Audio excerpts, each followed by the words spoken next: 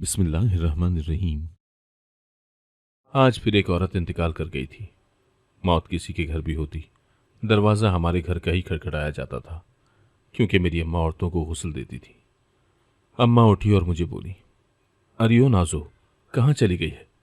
अरे जल्दी से इधर आ, देख सकीना की मौत हो गई है। मुझे वहां जाना है।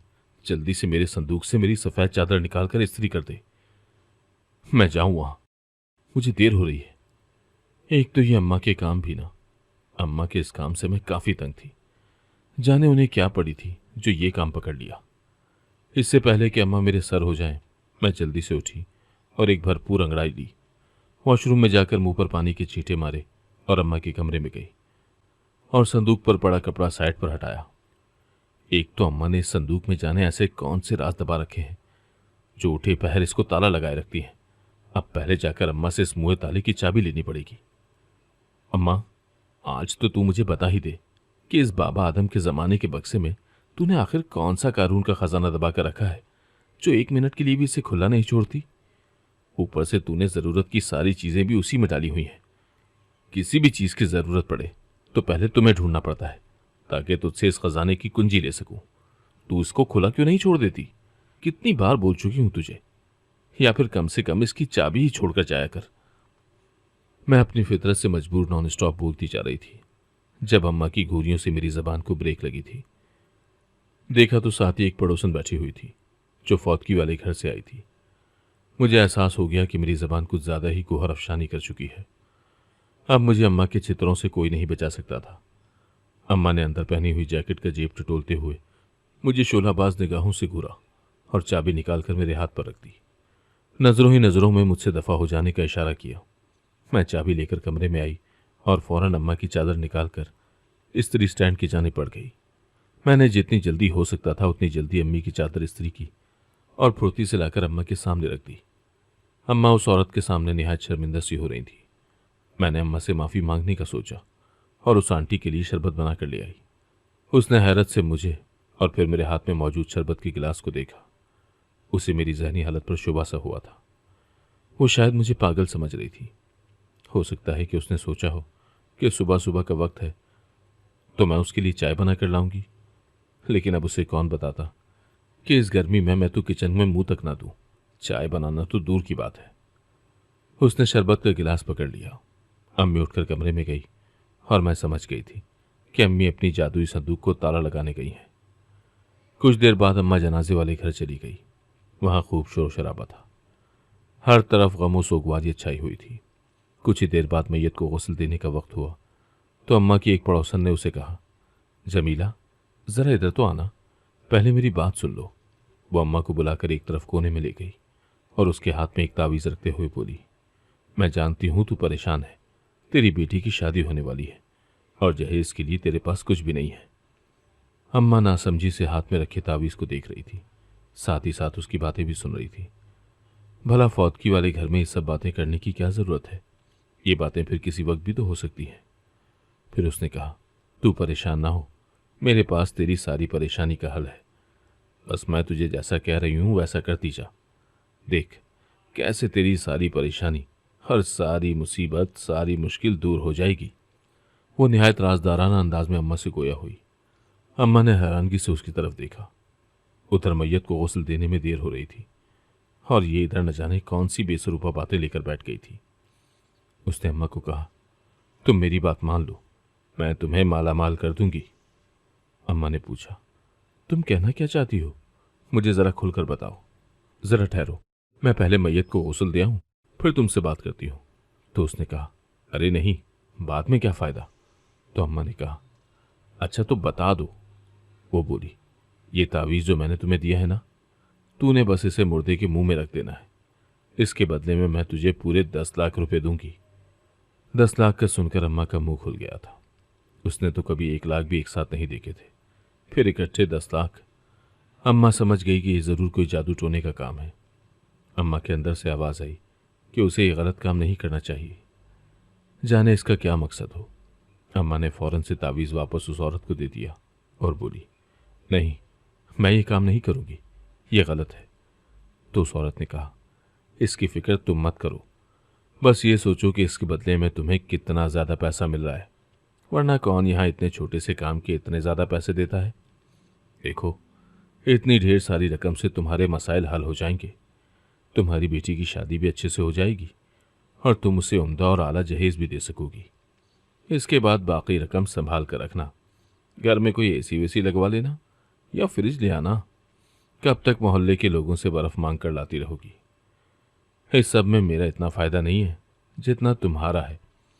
या तो कोई दुकान खरीद कर किराए पर चढ़ा लेना, महाना लगा बंदा किराया आता रहेगा। एक बार इस छोटे से काम के बाद तुम्हें कोई काम नहीं करना पड़ेगा। तुम सारी जिंदगी बैठ कर खाती रहोगी, सारी जिंदगी मजे में रहोगी। सोच लो, 10 मिनट में ही वो अम्मा को ऊंचे ऊंचे ख्वाब दिखा चुकी थी।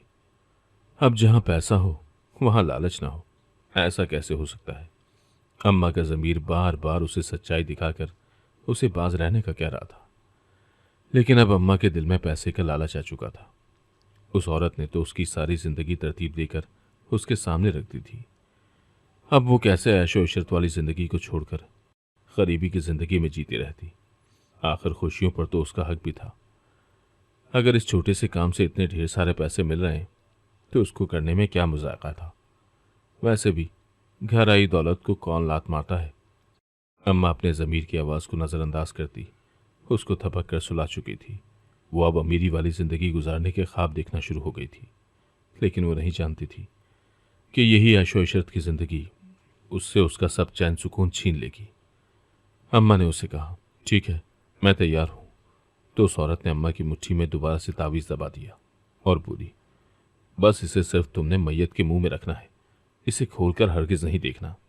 वो अम्मा को सख्ती से वो तावीज़ खोलने से मना कर गई थी। इस बात पे अम्मा को बड़ी हैरत हुई कि ये क्या बात हुई।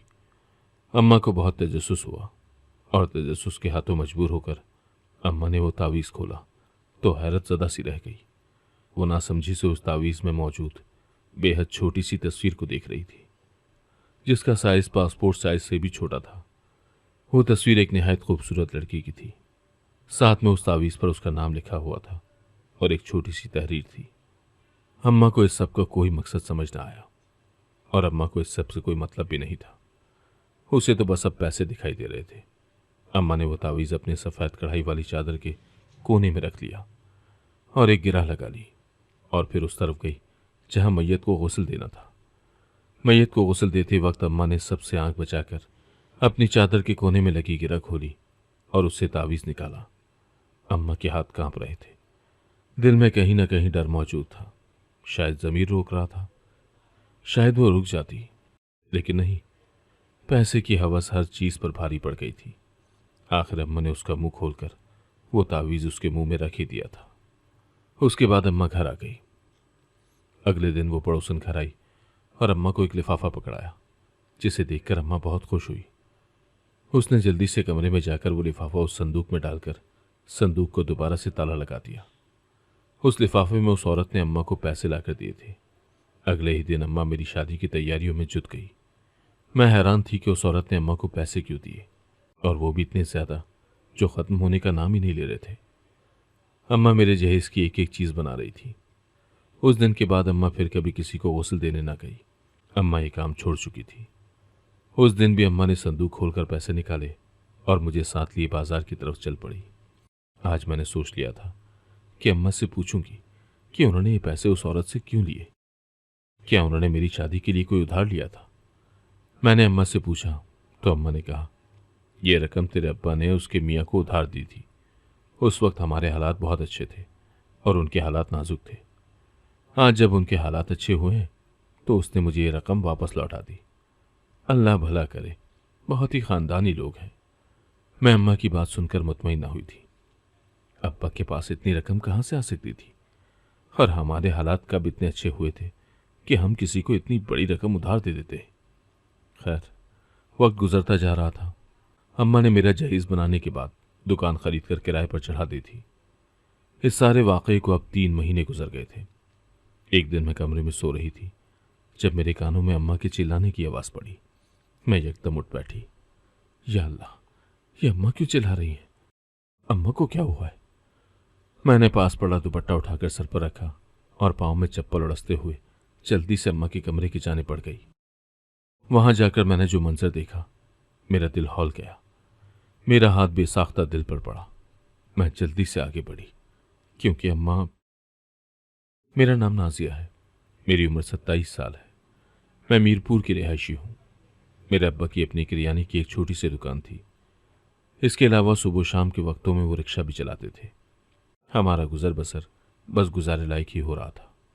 मैं 14 साल की थी जब मेरे अब्बा एक दिन इंतकाल कर गए। एक ट्रक ड्राइवर ने उन्हें क्रॉस करने के चक्रों में रक्शे को पूरी तरह से रगड़ दिया था। उसका कहना था कि उससे बस जरा सी ही टक्कर लगी थी, और उसकी इस जरा सी ही टक्कर ने रक्शे और ड्राइवर दोनों को पीस दिया था। हमारे घर का चूल्हा चौका बंद हो गया था। जाहिर सी बात थी, अब कमाने वाला तो था नहीं, तो चूल्हा किसके सर पर चलता। इद्दत की मुद्दत अम्मा ने जैसे तैसे अल्लाह अल्लाह करके गुजारी, और जैसे ही इद्दत खत्म हुई, अम्मा ने अब्बा की दुकान संभाल ली। अब वो सुबह से शाम तक अब्बा की दुकान पर बैठती थी। साथ ही साथ अम्मा मोहल्ले की औरतों को भी गुस्ल देती थी। एक दिन जब वो गुस्ल देकर वापस आई, तो उसके चेहरे पर कुछ अजीब सा तासुर था। अगले ही दिन वो औरत हमारे घर आई और अम्मा को पैसे दे गई। मैंने देखा कि अम्मा सारी सारी रात मुसल्ले पर गुजार देती थी। ना उसके आंसू थमते थे और ना ही वो सोती थी। अम्मा की सेहत अब रोज बरोज गिरने लगी थी। मैं अम्मा को बोलती भी कि डॉक्टर से दवाई ले लेते हैं, लेकिन अम्मा ना मानती। अम्मा अब सारा सारा दिन कमरे में बंद रहने लगी थी। उसे न जाने क्यों सुकून नहीं मिल रहा था। उसे तो लगा था कि पैसे से उसकी जिंदगी में सब ठीक हो जाएगा, उसे खुशियां ही खुशियां मिलेंगी और वो चैन और सुकून से ऐशो इशरत की जिंदगी बसर करेगी। लेकिन ये उसके साथ क्या हो रहा था? उसका चैन सुकून सभी तो छिन गया था। उसके बाद से अम्मा कमरे में ही रहती थी। जब एक दिन दरवाजे पर दस्तक हुई, मैंने जाकर दरवाज़ा खोला तो वही पड़ोसन थी। मैंने उससे कहा, आप बैठिए, मैं अम्मा को बुला कर लाती हूँ। तो वो कहने लगी, नहीं तुम रहने दो, मैं खुद ही उसके कमरे में चली जाती हूँ। वो अम्मा के कमरे में चली गई। कुछ देर बाद अम्मा की ऊंचा ऊंचा बोलने की आवाज़ आई, मैं तुम्हें कह रही हूँ ना कि अब इसके बाद मैं ऐसा काम कभी नहीं करूँगी। जो कर लिया वही बहुत है, अब और नहीं। मुझे बड़ा तजस्सुस हुआ कि आखिर वो अम्मा को कौन सा काम कह रही है और अम्मा उस काम से मना क्यों कर रही हैं। मैं अम्मा के कमरे के दरवाजे से कान लगाकर खड़ी हो गई। वो पड़ोसन औरत न जाने अम्मा को किस चीज़ का लालच दे रही थी। वो अम्मा को कह रही थी कि जमीला मेरी बात मान ले, तेरी दुनिया जन्नत बन जाएगी, अपना बड़ा सेठों जैसा बंगला ले सकेगी, तेरे पास भी मेरी तरह बड़ी बड़ी गाड़ियां होगी, मुलाजिम तेरे आगे पीछे जी हुजूरी करते फिरेंगे, तुझे खूबसूरत कुर्सियों पर बैठाकर बड़े से शीशे की मेज पर खाने दिए जाएंगे, तुझे फकियां जलाने के लिए अलहदा से नौकर होंगे, तेरी बेटी भी ऐसे ही ससुराल में रहेगी। तू तो जानती है कि आजकल गरीबों को कोई नहीं पूछता। मैका जितना पैसे वाला होता है, ससुराल में बेटी की साख उतनी ही मजबूत होती है। तो एक दफा अच्छी तरह सोचकर बता दीजिए मुझे। देख, पहले भी तूने किया था, कुछ भी तो नहीं हुआ। अम्मा ने वक्ती जान छुड़ाने वाले अंदाज में उससे कहा कि अच्छा, मैं सोच कर बताऊंगी। उसके बाद मुझे कदमों की आवाज़ आई, यानी वो दोनों बाहर आ रही थी। मैं दबे पांव वहां से हटकर कमरे में आ गई। जाने वो अम्मा से कौन सा काम करने को कह रही थी। इसका मतलब है कि अम्मा ने पहले भी इसको कोई काम किया है, लेकिन कब? यानी मेरा शक ठीक था, वो सारी रकम कर्जे की रकम नहीं थी। दिन गुजरते जा रहे थे। अम्मा का ज़मीर उसे किसी तौर चैन न लेने दे रहा था। बार बार उसे कचूके लगते रहते। ज़मीर हुमा वक्त उसे मलामत करता रहता। एक दिन रात के वक्त हमारे दरवाजे पर बहुत जोरदार दस्तक हुई। अम्मा ने जाकर दरवाज़ा खोला तो सामने एक बूढ़ी औरत खड़ी थी। अम्मा ने उसे अंदर आने की इजाज़त दी। वो बहुत ज़्यादा रो रही थी। उसकी हालत बहुत अबतर थी। मैं जल्दी से उसके लिए पानी लेकर आई। अम्मा ने उसे तख्तपोश पर बिठाया और ज़बरदस्ती पानी का गिलास उसके मुंह से लगा दिया। उसने सिर्फ 2 ही घूंट पिए। अम्मा ने उसे कहा, क्या हुआ बहन, तू यूं रो क्यों रही है? सब ठीक तो है ना?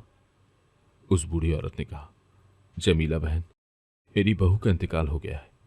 अगर तुम चलकर उसे गुस्ल दे दो तो तुम्हारी बहुत मेहरबानी होगी। अम्मा ये काम छोड़ चुकी थी, लेकिन उस बूढ़ी औरत की हालत देखकर जाने कि वो इनकार न कर पाई और राजी हो गई। फिर घड़ी की तरफ देखा जो 3:30 का वक्त बचा रही थी। अम्मा ने उस औरत को कहा, बहन, मेरी जवान जहां बच्ची है, रात के इस पहर में उसको अकेला छोड़कर कैसे आ सकती हूँ? अगर तुम मुनासिब समझो तो मैं सुबह आ जाऊंगी। तुम पता लिखवा जाओ, मैं 5 बजे वहां पहुंच जाऊंगी। उस बूढ़ी औरत ने अम्मा को पता बताया और अम्मा को दुआएं देते हुए और रोते हुए वहां से चली गई। उसे अपनी बहू के मरने का वाकई बहुत दुख था। सुबह फूटते ही अम्मा उनके घर चली गई। उसके 2 नन्हे नन्हे मासूम से बच्चे बेतहाशा रो रहे थे। उसका शौहर भी बहुत अफसरदा था, जबकि वो खुद भी 8 माह की हामला थी। ओह, बहुत अफसोस हुआ बहन, जाने किसकी नजर खा गई। वैसे हुआ क्या था तुम्हारी बहू को? उसने अम्मा को जो बात बताई, अम्मा के कान साए साए करने लगे। खैर, फिर अम्मा ने सर झटक दिया। मैयत को गुस्ल देने का वक्त आया तो अम्मा मैयत की तरफ चल पड़ी। लेकिन जैसे ही अम्मा ने मैयत का चेहरा देखा तो हवास बाख्ता हो गई और कुछ ही देर बाद घर में भागते हुए दाखिल हुई। मैंने देखा कि अम्मा के चेहरे का रंग उड़ा हुआ था। वो बहुत हवास बाख्ता थी। उनके तो होश उड़े हुए थे। वो बहुत ज़्यादा डरी हुई लग रही थी। जैसे ही मैंने दरवाज़ा खोला तो अम्मा भागते हुए मुझसे गले लगी और रोने लगी। मुझे कहने लगी, बेटा मुझे कहीं छुपा लो, मुझे छुपा लो। अम्मा को इस हाल में देखकर मुझे बड़ी हैरानगी हुई। अम्मा तो मैयत को गुस्ल देने गई थी ना, फिर इस हाल में ऐसे रोते हुए कैसे और क्यों? मैंने अम्मा का चेहरा अपने हाथों में लिया और पूछा, अम्मा बता तो सही, क्या हुआ है? तू क्यों इस तरह रो रही है? क्या किसी ने तुझे कुछ कहा है? मुझे बताना, मैं सबको सीधा कर दूंगी। तू बोल तो सही, बोल तू क्यों रो रही है? अब तो तू मुझे परेशान कर रही है। मेरा दिल हौल रहा है तुझे इस तरह रोते हुए देखकर। बताती क्यों नहीं आकर? क्या हुआ है, क्या बात है? अम्मा तू कुछ बोलेगी तो मुझे पता चलेगा ना। उन्होंने कुछ कहा है तुझे? कुछ नहीं हुआ, बस तुम सिर्फ इतना करो कि मुझे कहीं छुपा दो। अम्मा डरी डरी नजरों से चारों तरफ देखते हुए बोली। अम्मा की हालत के पेश नजर मैंने उससे कुछ न पूछा और उसे बिस्तर के नीचे छुपा दिया। लेकिन मेरे दिमाग में एक जंग सी छिड़ गई थी। अम्मा कभी यूं न रोई थी और आखिर वो चुप किससे रही थी? मैंने खाना बनाया और जबरदस्ती जाकर अम्मा को खिला दिया। उनके खाने में एक नींद की गोली मिला दी ताकि कुछ देर के लिए अम्मा पुरसुकून हो जाए। थोड़ी ही देर में अम्मा नींद की वादियों में उतर गई थी। अम्मा को सोते देखकर मैंने कुछ सोचा और बुर्का पहनकर और सर के ऊपर अम्मा की ही बड़ी चादर रखकर उससे अपना चेहरा छुपा लिया। मुझे उस फौतकी वाले घर में जाना था। अब वहीं जाकर कुछ पता चलना था। उनके घर का पता मैंने रात को सुन लिया था। कुछ लोगों से पूछते पुछाते मैं उसके घर पहुंच गई थी। मैं उस रात वाली औरत को ढूंढ रही थी। वहां बेतहाशा औरतें थी, वहां बेतहाशा रश था। वो औरतें बातें कर रही थी कि आज जमीला यहां गुस्ल देने आई थी। सुना है कि मैयत को देखते ही भाग खड़ी हुई। अल्लाह जाने की क्या बात हुई। वो तो मुर्दों को नहलाना छोड़ चुकी थी। आज कितने अरसे बाद वो यहां फिर मैयत को गुस्ल देने आई थी और भाग गई। अरे फरखंदा, तू कह रही थी कि मैयत को देखते ही वो ऐसे उछली, ऐसे उसके चेहरे का रंग काला पड़ गया जैसे उसने कोई भूत देख लिया हो। मैंने सोचा कि मुझे भी मैयत देख ही लेनी चाहिए। मैंने जनाजा देखा तो वो खूबसूरत लड़की का जनाजा था। भला उससे डरने की क्या बात थी? मैंने अपना चेहरा चादर से छुपाया हुआ था ताकि कोई मुझे पहचान न सके, वरना सब अम्मा के मुतालिक मुझसे पूछते। थोड़ी देर बाद मैं वहां से निकल आई। जब मैं घर में दाखिल हुई तो किसी के सिसकने की आवाज़ें सुनाई दी।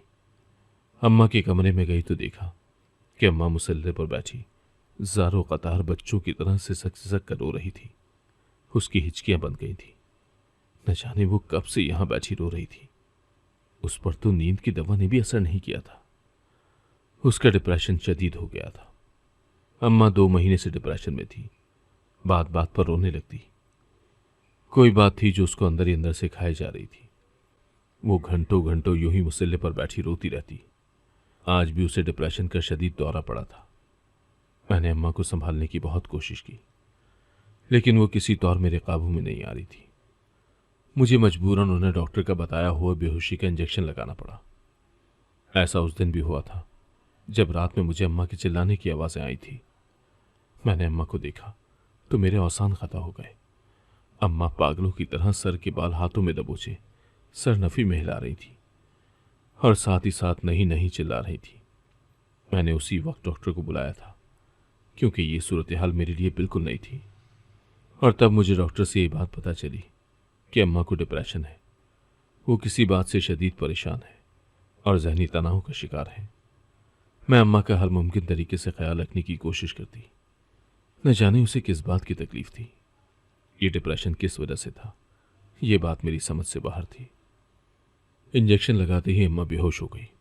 मैंने उसको बड़ी मुश्किल से बेड पर डाला और उस पर कंबल उड़ाकर मैं बाहर आ गई।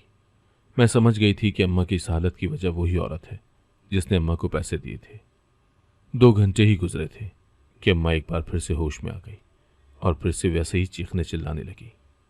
मैंने सोचा था कि होश में आने के बाद अम्मा की तबीयत संभल गई होगी, जैसा कि हर बार होता था, लेकिन इस बार ऐसा ना हुआ।